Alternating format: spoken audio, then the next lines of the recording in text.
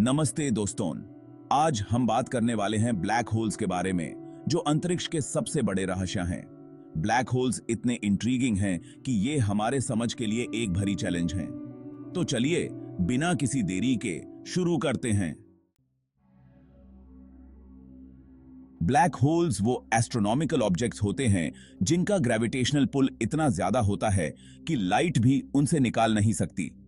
ये एक ऐसी जगह है जहां मैटर इतना कंडेंस्ड होता है कि उसकी ग्रेविटी इतनी स्ट्रांग होती है कि वो सब कुछ अपनी तरफ खींच लेती है। जब एक मैसिव स्टार अपनी लाइफ साइकिल के एंड में पहुंचता है तो वो सुपरनोवा के रूप में फट जाता है। इस एक्सप्लोजन के बाद अगर स्टार का कोर का मास इतना हो कि वो कोलैप्स ना हो सके तो एक ब्लैक होल का फॉर्मेशन होता है। ब्लैक होल्स 3 मेन टाइप्स के होते हैं। पहला, स्टेलर ब्लैक होल्स।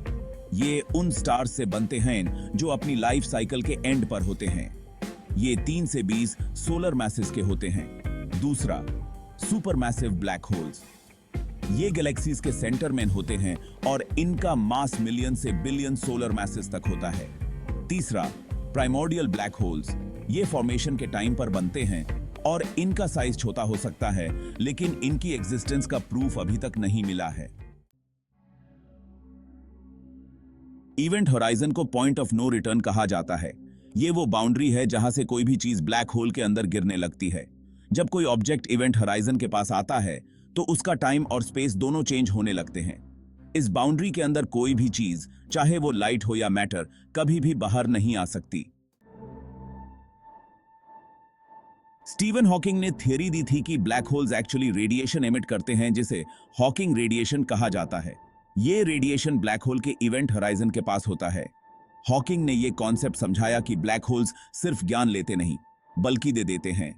जब ब्लैक होल्स रेडिएशन एमिट करते हैं तो वो धीरे धीरे मास खो देते हैं और समय के साथ शायद वैनिश हो जाते हैं। ब्लैक होल्स का फॉर्मेशन 2 तरीकों से होता है। पहला, स्टेलर एवोल्यूशन। जब एक मैसिव स्टार अपने फ्यूल को खत्म कर लेता है तो ये सुपरनोवा के रूप में फट जाता है। इसके बाद अगर कोर इतना मैसिव है तो वो कोलैप्स होकर ब्लैक होल बनाता है। दूसरा, merging of neutron stars.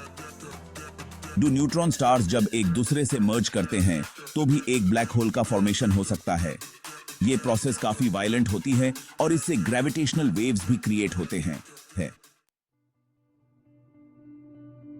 Black holes के साथ एक इंट्रीगिंग कॉन्सेप्ट है जिसे इंफॉर्मेशन पैराडॉक्स कहा जाता है।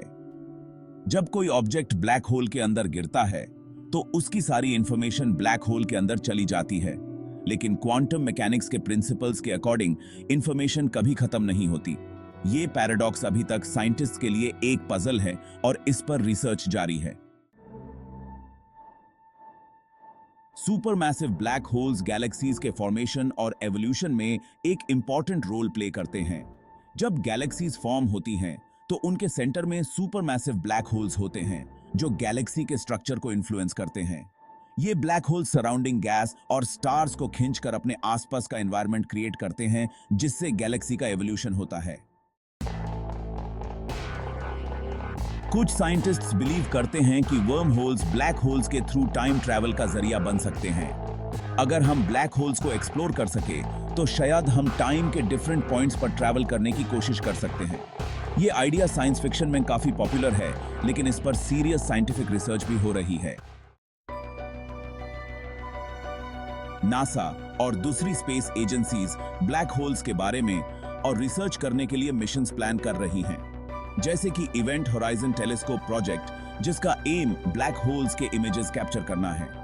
ये रिसर्च हमारे अंडरस्टैंडिंग को एनहांस करेगी और शायद कुछ नए सीक्रेट्स को अनवेल करेगी। ब्लैक होल्स सिर्फ साइंस तक सीमित नहीं हैं, बल्कि इन्होंने पॉप कल्चर को भी प्रभावित किया है। मूवीज जैसे कि इंटरस्टेलर ने ब्लैक होल्स को दिखाने का एक नया तरीका दिया है, जो लोगों के दिमाग में इनकी मिस्ट्री और ब्यूटी को उभरता है।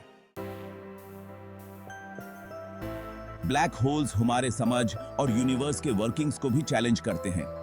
ये एक ऐसे फिनोमेना है जो आज भी साइंटिस्ट्स को क्यूरियस रखते हैं और जिनके बारे में हमारे पास अभी भी बहुत सारी जानकारी नहीं है।